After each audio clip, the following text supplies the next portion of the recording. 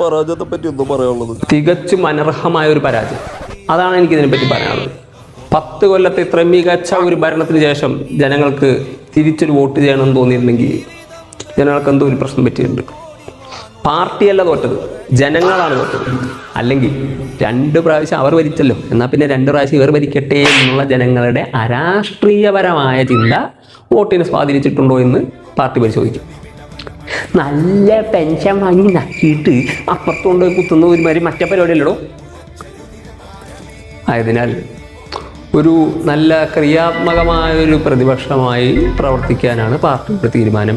വീഴ്ച പറ്റിയിട്ടുണ്ടോ എന്നുള്ളത് പാർട്ടി അന്വേഷിക്കും, വേണ്ട നടപടികൾ സ്വീകരിക്കും. 10 കൊല്ലം കേരളം കാണാതിരുന്ന പല സമരമുഖങ്ങളും കേരളം ഇനി കാണും. ഞങ്ങളുടെ വില എന്താണെന്ന് അപ്പോൾ ഞങ്ങൾക്ക് മനസ്സിലാവും. ആദ്യമായിട്ട് ഇലക്ഷൻ ജയിച്ചതിൽ എന്ത് തോന്നുന്നു? അതിൻ്റെ തലച്ചോറ് പേച്ച് ചിന്തിക്കാതെ ഞങ്ങൾ തെരഞ്ഞെടുത്ത എല്ലാ വോട്ടർമാർക്കും ഞങ്ങളുടെ ധന്യവാദം. ഞങ്ങൾ ഇപ്പോൾ ഒരു കറുത്ത കുതിരകളായി മാറിയിരിക്കുകയാണ്. കെട്ടിവെച്ച കാശ് പോയ കുറേ ആളുകളുണ്ടെങ്കിലും ഞങ്ങളിപ്പോൾ ഒരു വലിയ ശക്തിയായി മാറിയിരിക്കുകയാണ്. മോദിജി വിഭാവനം ചെയ്ത ഒരു രാഷ്ട്ര നിർമ്മിതിയാണ് ഞങ്ങൾ വിഭാവനം ചെയ്ത വികസനം. വികസനത്തിനുള്ള മാതൃക ഗ്യാസിൻ്റെ വില കൂട്ടുക, പെട്രോളിൻ്റെ വില കൂട്ടുക എന്നൊക്കെ നടക്കുമ്പോൾ ഞങ്ങൾ നടക്കുന്നത് സമരം ചെയ്യും. അല്ല, ഗ്യാസ് വില കൂട്ടുന്നത് അവരാണല്ലോ അല്ലേ. എന്തെങ്കിലും വില കൂടുമ്പോൾ ഞങ്ങൾ സമരം ചെയ്യും. ക്രിയാത്മകമായ ഒരു വിമർശനമാണ് ഞങ്ങളുടെ ഭാഗത്തുനിന്നുണ്ടാവുന്നത്. വികസനമായിരിക്കും ഞങ്ങളുടെ അജണ്ട. പിന്നെ അയ്യപ്പ ശരണം, സ്വാമി ശരണം. ഞങ്ങളൊന്നും മറന്നിട്ടില്ല. കരിങ്കൊടി കാട്ടിയതിന് ഓടിച്ചിട്ടടിച്ചതും രക്ഷാപ്രവർത്തനം എന്ന് പറഞ്ഞാൽ തല്ലിച്ചതച്ചതും ഒന്നും ഞങ്ങൾ മറക്കി. ഞങ്ങളെ എന്നും തോൽപ്പിക്കാനേ നിങ്ങൾ ശ്രമിച്ചിട്ടുള്ളൂ. നിങ്ങൾ മാത്രമല്ല പലരും. പക്ഷെ അന്നും ഈ ജനങ്ങൾ ഞങ്ങളുടെ ഒപ്പം നിന്നു. ഒരു പടു തോൽവിയിൽ നിന്ന് ഒരു ഫീനിക്സ് പക്ഷിയെ പോലെയാണ് ഞങ്ങൾ ഉയർന്നു വന്നത്.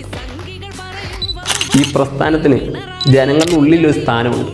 കഴിഞ്ഞ സർക്കാരിൻ്റെ അഴകുഴമ്പൻ നയങ്ങളും കെടുകാര്യസ്ഥതയും അഴിമതിയും കൊണ്ട് പൊറുതിമുട്ടിയ ജനങ്ങൾ ഞങ്ങൾക്ക് വോട്ട് ചെയ്തു. ഞങ്ങളെ തിരിച്ചു വിളിച്ചു, ഞങ്ങൾ അധികാരത്തിലേക്ക്. ഇത് ഞങ്ങളുടെ പ്രസ്ഥാനത്തിൻ്റെ സംഘടനാ ശക്തിയുടെയും ഒത്തൊരുമയുടെയും ഫലമായിട്ടുണ്ടായ വിജയമാണ്. ഇതിൽ ഞാൻ മാത്രമല്ല, ഇതിലുള്ള ഞങ്ങളുടെ പാർട്ടിയിലുള്ള ഓരോ അണികളും ഇതിൽ സംഭാവന നൽകിയിട്ടുണ്ട്. അതിനാൽ ഓരോരുത്തരോടും ഞാൻ നന്ദി പറയുന്നു. ഇനി കേരളം കാണാൻ പോകുന്നത് മുമ്പെങ്ങും കാണാത്ത തരത്തിലുള്ള ഒരു ഭരണമായിരിക്കും. അടുത്ത മുഖ്യമന്ത്രി ആരായിരിക്കും സാറേ?